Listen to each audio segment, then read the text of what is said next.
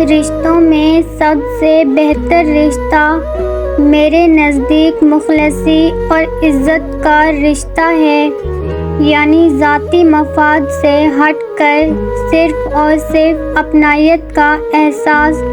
زندگی آپ کو بہت کم ایسے لوگوں سے ملواتی ہے جو آپ کے ساتھ بغیر کسی مفاد اور لالچ کے ہوتے ہیں۔ آپ اللہ کے سپرد کیے گئے فیصلوں کو نہیں سمجھ سکتے ہیں۔ وہ جو کن فیکون کا مالک ہے، وہ ہر چیز ایک بہترین وقت پر عطا کرتا ہے۔ بس آپ صبر رکھیں تاکہ آپ کو آپ کے صبر کا اجر دگنا مل سکے۔ امانت صرف رقم یا چیز کی نہیں ہوتی، بلکہ اگر کوئی اپنے احساسات اور جذبات بیان کرے تو اس میں بھی خیانت نہ کریں۔ میں نے خود کو کبھی اس خوش فہمی میں نہیں رکھا کہ میری کمی کسی کو اداس کر دے گی۔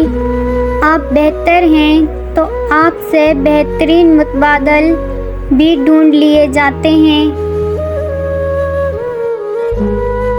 جب دل ٹوٹ جائے تو اٹھا کر اسی مصور کے پاس لے جاؤ جس نے اسے بنایا ہے، کیونکہ اس سے بہتر تو کوئی جان ہی نہیں سکتا کہ کون سا رنگ کہاں بھرنا ہے اور کس دھاگے سے کہاں پیوند لگانا ہے۔ دل اتنی محبتیں پا کر بھی اس ایک محبت کے لیے تڑپاتا ہے جو حاصل نہیں۔ وہ ایک لا حاصل محبت جانے کیوں سب محبتوں پر حاوی ہوتی ہے۔ ہمارے ہونے یا نہ ہونے سے صرف ہمیں فرق پڑتا ہے، صرف ہمارا کردار ختم ہو جاتا ہے۔ کائنات میں کوئی تبدیلی نہیں آتی، کسی چیز پر کوئی اثر نہیں پڑتا۔ اس انسان سے اجنبیت کا محسوس کرنا کتنا اذیت ناک ہوتا ہے نا، جس شخص پر کبھی آپ کا مکمل حق تھا۔ تنہا لوگ اکثر سب سے زیادہ رحم دل ہوتے ہیں۔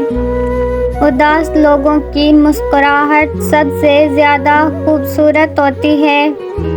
صدموں سے ٹوٹے لوگ سب سے زیادہ عقل مند ہوتے ہیں۔ یہ سب اس لیے کیونکہ جس تکلیف سے وہ گزرے کسی اور کو سہتا نہیں دیکھنا چاہتے۔ آنکھ دنیا کی ہر چیز دیکھتی ہے، مگر جب آنکھ کے اندر کچھ چلا جائے تو اسے نہیں دیکھ پاتی۔ ایسے ہی انسان دوسروں کے عیب تو دیکھ لیتا ہے، مگر اپنے عیب اسے نظر نہیں آتے۔ زندگی میں وہ لوگ کیوں آتے ہیں جو ہمارا مقدر نہیں ہوتے؟ وہ مقدر نہیں بنتے تو ایڑی کا کانٹا کیوں بن جاتے ہیں؟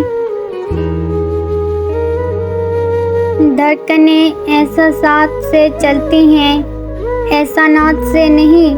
اس لیے جس سے جب تک رشتہ رکھیں احساس کا رکھیں، نہ کہ احسانات کا۔ آنسو مسکراہٹ سے زیادہ اسپیشل ہوتے ہیں، پتہ ہے کیوں؟ کیونکہ مسکراہٹ تو ہر کسی کے لیے ہوتی ہے، مگر آنسو صرف ان کے لیے ہوتے ہیں جنہیں ہم کھونا نہیں چاہتے۔